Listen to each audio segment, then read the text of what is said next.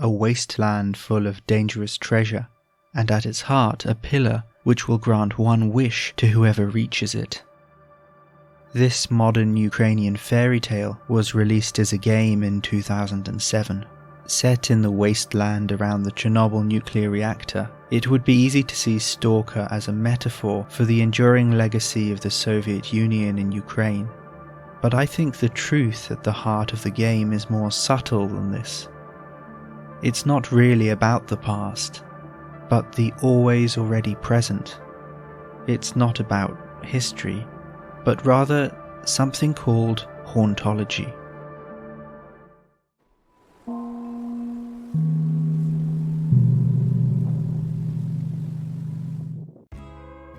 S.T.A.L.K.E.R is set in a radioactive Chernobyl zone which has suffered a second disaster. The exclusion zone is now more than a site of deserted buildings and radioactive waste. It's inhabited by monsters and mysterious anomalies.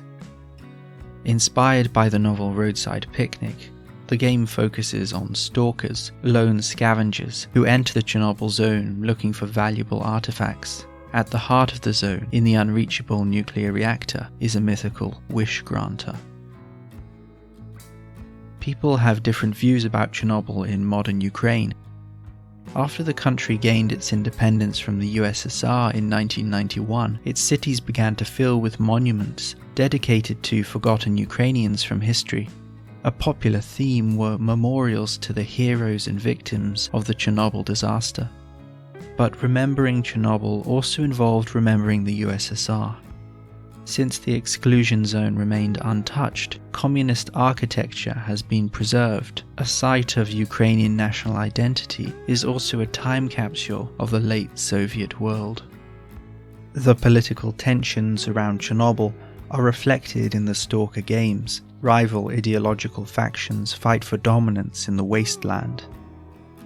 Freedom want to embrace the zone and make it accessible to all. They see it as an opportunity.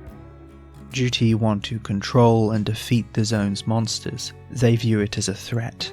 Optional quests allow the player to side with one faction and even destroy the other. But S.T.A.L.K.E.R is not actually interested in these ideologies. The purpose of freedom and duty is to demonstrate to the player the futility of this approach. Fighting wars over Chernobyl changes nothing. It only leads to a false ending. Your character, the Marked One, has amnesia. He was in a truck before it hit an anomaly and crashed. He only has one message to guide him, an order to kill a man named Strelok. The Marked One is a blank canvas. Do you want to fight a faction war, do odd jobs, become a hero, or ignore calls for help? There is no right choice for this character. He has amnesia after all. In fact, during the early stages of the game, the focus is not the Marked One, but the zone itself. As you travel further in, wild dogs are replaced by invisible monsters. The world becomes stranger and lonelier. You seem to be a person without an identity, trapped in a world that is degrading and rusting away, a world that wants to take the last object of identity you have left, your mind. It was the German philosopher Martin Heidegger who popularized the phrase always already. He pointed out, just from the experience of an individual mind, existing has no beginning or end. You can't experience not being. And this feeling is why I think S.T.A.L.K.E.R is so much more than a game about history. To play the game is to experience the always already present, to have a sense that things have always been this way, and always will be. The always already present of the Marked One is not unfiltered reality. Even if you avoid fighting for freedom or duty in an ideological war, your perception of things is often unreliable. Invisible anomalies and mutants appear out of nowhere. Controllers manipulate your sense of where you are. Cheap anti-radiation meds affect your vision. The zone itself colors your perception. So, if the zone is what most affects how the Marked One views reality, what does it represent? What ideology is the zone? Is it Soviet communism because of the old infrastructure? Or modern capitalism because of the stalkers out to make a profit? I don't think it's either, because Stalker's message transcends these ideologies, and the key to unlocking it lies in how the Marked One experiences the zone. Above all, it's a haunting experience. Records by dead stalkers guide the Marked One's investigations. He pursues a man called Ghost until he finds his body on the edge of a swamp and begins wearing his clothes. Dressed as a dead ghost, the Marked One fights brainwashed stalkers who are pale copies of their former selves. The Marked One is always already being haunted. The concept of hauntology was developed by the French thinker Jacques Derrida. Derrida used it to describe how some ideologies seem to exist outside history. They seem to have always existed and always will. These always already ideas haunt the present like ghosts. Hauntology is not about how the past shapes the present. Instead, it suggests past is a fiction, a ghost, that is part of the present moment. And so it's fitting that the storyline of Stalker now focuses on fighting ghosts. A machine in an underground lab prevents anyone getting to the heart of Chernobyl. The device brainwashes those who get near. Armed with a tool which makes the Marked One partly immune, the mission is to enter the lab and turn off the device. As you get nearer the machine, the world turns yellow and sound fades. Apparitions run towards you. They disappear, but new ones immediately appear. You can waste time chasing ghosts, or make your way to the heart of the lab and turn off the machine. The way to the center of the zone is open, and choices made at this point are vital.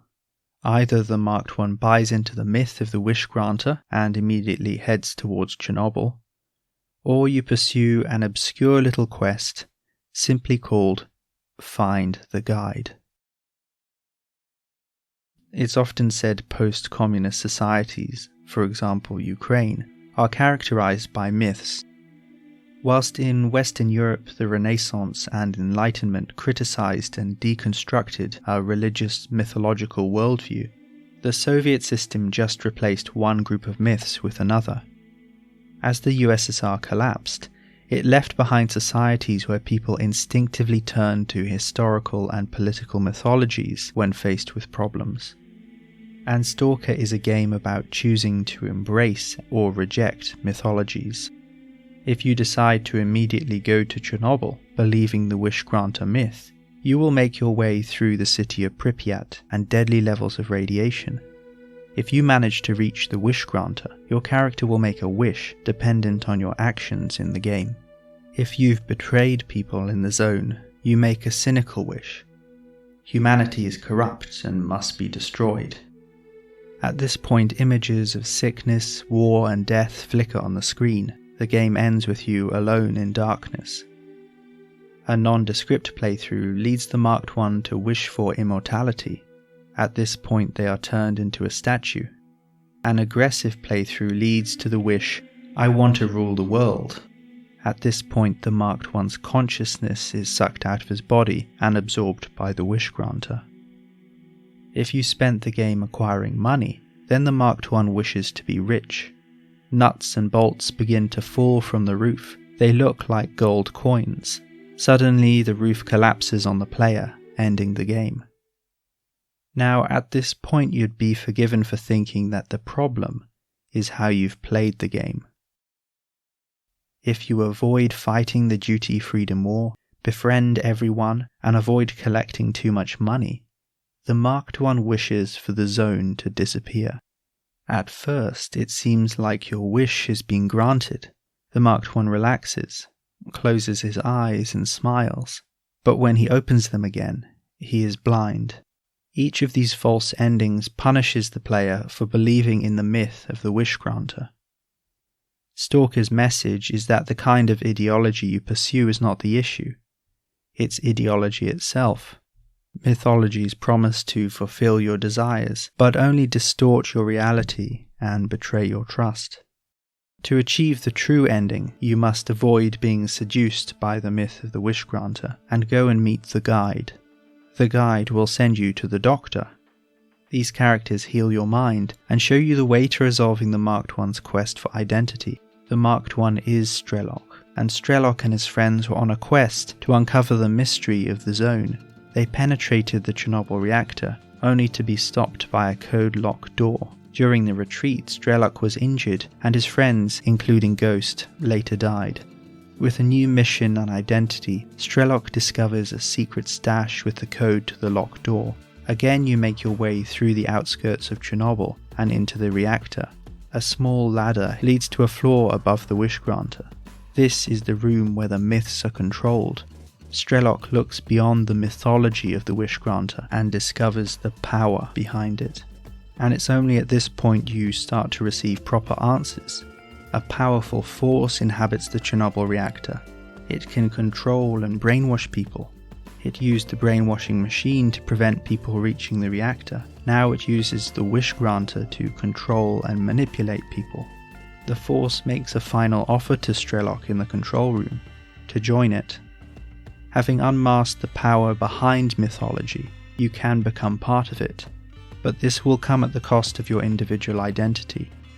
Or you can choose the true ending, refusing the offer, making your way through a maze of teleports until finally you reach the room where the bodies of the subjects that make up the force rest in stasis tubes. Strelok points his weapon at the tubes and then pauses to think. He looks behind himself, perhaps a final glance at all the ghosts which haunt him, and his face hardens. He turns and shoots the stasis tubes, ending the force.